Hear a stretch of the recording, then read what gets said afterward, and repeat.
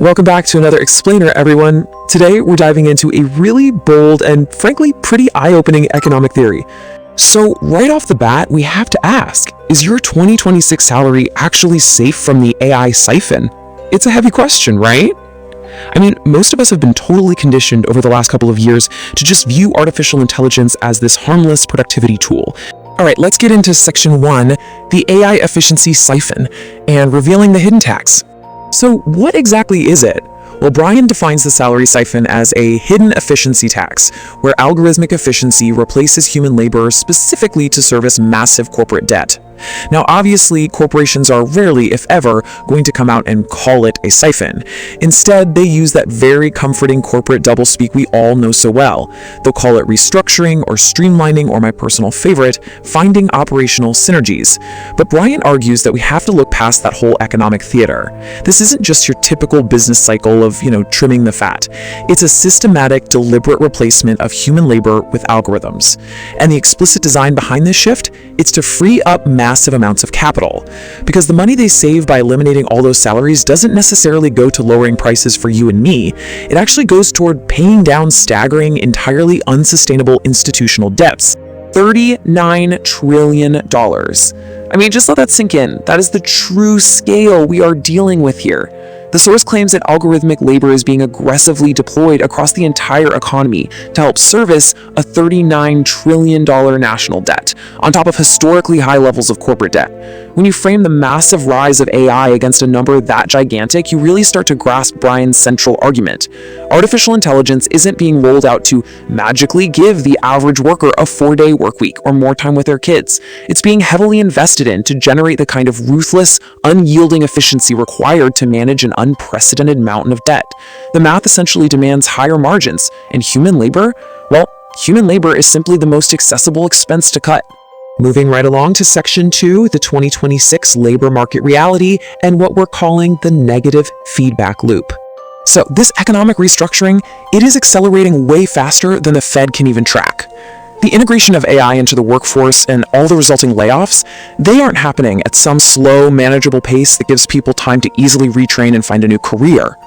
Traditional economic trackers, like the Federal Reserve, they rely on lagging indicators, things like unemployment claims and quarterly jobs reports. But this mathematical negative feedback loop of automation is moving exponentially. Think about it. As companies aggressively cut labor to service their debt, overall consumer spending power drops. That drop forces companies to cut even more costs just to maintain their margins, which leads to even faster AI adoption. It's this rapid, vicious cycle that leaves traditional economic modeling completely in the dark. And this brilliantly illustrates the real-world impact. Baseline job cuts across the wider economy are one thing, sure, but look at the transportation sector. It has seen a staggering 872% spike in cuts. According to Brian's analysis, skyrocketing AI-driven layoffs in sectors like transportation and manufacturing are undeniable mathematical proof of the siphon happening right in front of us. And we aren't just talking about self-driving trucks eventually replacing drivers somewhere down the line. This is hitting the entire logistical back office today. Dispatchers, route planners, supply chain analysts, inventory managers. The algorithm can optimize global shipping routes in literally a fraction of a second, and it does it without needing a salary, healthcare, or a vacation day. It's hard data showing a sudden, total restructuring of an entire industry's workforce. Which brings us to section 3, the automation sector trap. Basically, no collar is safe. For decades, white-collar and blue-collar labor were treated like entirely separate economies. They had completely different risk profiles. Blue-collar workers worried about robotic arms showing up on the assembly line, while white-collar workers felt pretty darn secure sitting at their desks assuming their cognitive tasks were totally irreplaceable. But Brian's argument is that those old historical divisions, they are officially gone. Whether you're sitting in a nice, climate-controlled office analyzing spreadsheets and drafting legal briefs, or you're managing a chaotic logistics hub, generative AI and automation are rapidly merging both of those domains into the exact same automation trap. The algorithm absolutely doesn't care about the color of your collar. It doesn't respect your college degree or your fancy job title. It only cares about raw efficiency and cost reduction. The source summarizes this severe vulnerability perfectly with this quote: "If you don't own the assets, you're just the buyer of last resort for their inflation." Let's unpack that. because it's absolutely crucial. The point he's making is this: if your only source of wealth is the daily labor you provide, and the market value of that labor is being systematically driven down to zero by the AI siphon, you're walking into the future completely unprotected. Corporations are actively inflating asset prices and protecting their profit margins, while wage earners are left absorbing the rising costs of just, well, everyday life.